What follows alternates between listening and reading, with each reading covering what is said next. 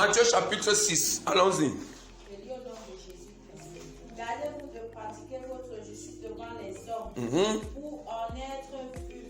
Autrement, vous n'aurez point de récompense auprès de votre Père qui est dans les cieux. Lors donc tu fais le monde, ne sonne pas de la trompette devant toi. Comme font les hypocrites dans les synagogues et dans les rues, afin d'être glorifiés par les hommes. Je vous le dis en vérité, ils reçoivent leur récompense. Et quand tu fais le monde, que ta main gauche ne sache pas ce que fait ta main, afin que ton aumône se fasse en secret, et ton Père qui voit dans le secret te le rendra. Lorsque vous priez, ne soyez pas comme les hypocrites qui aiment à prier debout dans les synagogues et au coin des rues, pour être vus des hommes. Je vous le dis en vérité, ils reçoivent leur récompense. Mais quand tu pries, entre dans ta chambre. Quand tu pries, entre dans ta chambre. Ferme ta porte et prie ton Père qui est là dans le lieu secret. Et ton Père qui voit dans le secret te le rendra. Verset 7.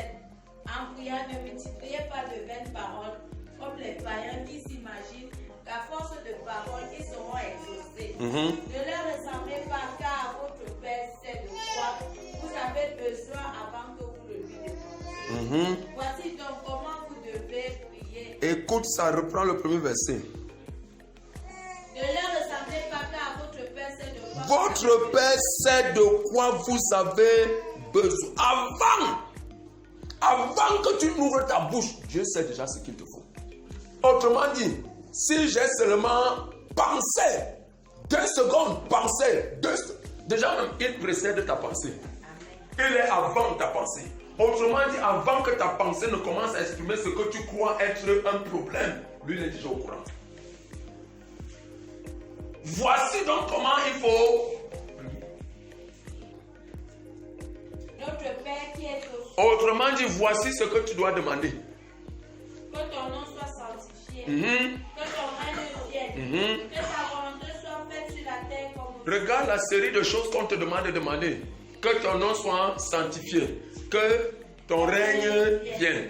Et que ta volonté soit faite. Voilà les choses que lui demande. Que ton règne vienne. Que ta volonté soit faite. Quoi d'autre? Donne-nous aujourd'hui notre pain quotidien. Voilà ce qu'il te demande de demander. Donne-nous aujourd'hui notre pain de ce jour. Question. Tout à l'heure, il vient de nous dire que ne demande pas la nourriture. C'est pas ça. Parce qu'il sait d'avance que tu as besoin de manger. Dans le pain dont il parle, c'est une autre affaire. Est-ce que je te dis quelque chose? Continue. Pardonne-nous nos offenses. Voilà les choses que tu dois demander à Dieu. Comme nous aussi nous pardonnons à ceux. Voilà les choses que tu dois demander à Dieu.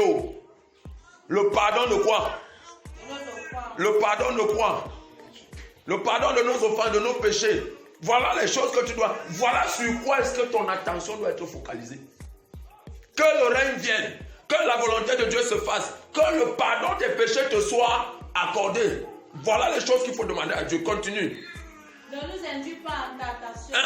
Ne nous laisse pas entrer. Délivre-nous du mal. Délivre. Voilà les choses que tu dois demander à Dieu. Est-ce que je te dis quelque chose? Mais regarde comment tes prières vont dans tous les sens.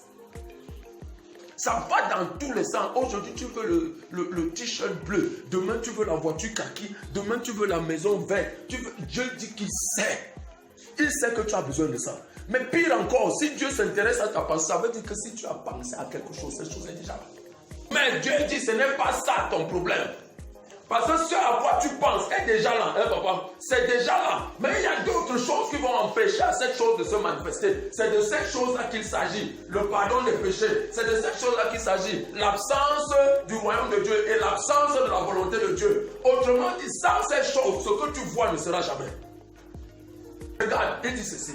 Si Dieu ne t'accorde pas le pardon du péché, si Dieu ne te révèle pas sa volonté pour toi, et si tu n'es pas délivré de tout mal, si tu n'es pas délivré de tout mal, pense, ça ne viendra pas.